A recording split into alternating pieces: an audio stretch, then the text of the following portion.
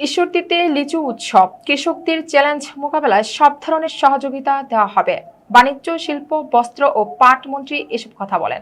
বিশেষ প্রতিনিধি সিয়াম আক্তার সাজিদ জানান, বাংলাদেশ কৃষি ক্ষেত্রে এগিয়েছে, কিন্তু তা যথেষ্ট নয়। এদেশের কৃষকরা চ্যালেঞ্জ গ্রহণ করলে খাদ্য সম্পূর্ণ স্বয়ংসম্পূর্ণতা অর্জন সম্ভব এবং বর্তমান সরকার ও প্রধানমন্ত্রীর পক্ষ থেকে প্রত্যেকটি উদ্ভাবনী ক্ষেত্রে কৃষকদের জন্য সব ধরনের সহযোগিতা থাকবে বলে জানিয়েছেন বাণিজ্য, শিল্প, বস্ত্র ও পাট মন্ত্রী খন্দকার আব্দুল মুক্তাদির এমপি।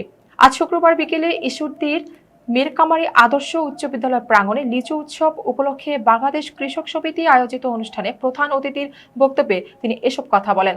অনুষ্ঠানে বিশেষ অতিথি হিসেবে উপস্থিত ছিলেন সমাজ কল্যাণ প্রতিমন্ত্রী ব্যারিস্টার ফারজানা শারমিন পুতুল এমপি। পাবনা ও সিরাজগঞ্জ জেলার সংরক্ষিত আসনের সংসদ সদস্য অ্যাডভোকেট রুমা আরিফা সুলতানা, পাবনা জেলা প্রশাসক আমিনুল ইসলাম, অতিরিক্ত পুলিশ সুপার রিজিনুল ইসলাম, কৃষিবিদ জাহাঙ্গীর আলম প্রামাণিক, ঈশ্বরদী উপজেলা নির্বাহী কর্মকর্তা হাসান মোহাম্মদ সোহাইব, ঈশ্বরদী পৌরসভার সাবেক মেয়র মুখলিসুর রহমান বাবুল, বাংলাদেশ কৃষক সমিতির সভাপতি সিদ্দিকুর রহমান কুল মহেজের সভাপতিত্বে এবং সাধারণ সম্পাদক আব্দুল জলিল লিচু কিতাবের সঞ্চালনায় অনুষ্ঠানে আরও বক্তব্য দেন কৃষক নেতা শাহজাহান আলী বাদশাহ, সাবেক চেয়ারম্যান আতিয়া রহমান, কৃষক নেতা আবু তালেব, যুবদল নেতা সুলতান আলী বিশ্বাস টনি ও তানভীর হাসান সুমন ও মেলার উদ্বোধন ও পাবনা জেলা বিএনপির আহ্বায়ক হাবিবুর রহমান হাবিব।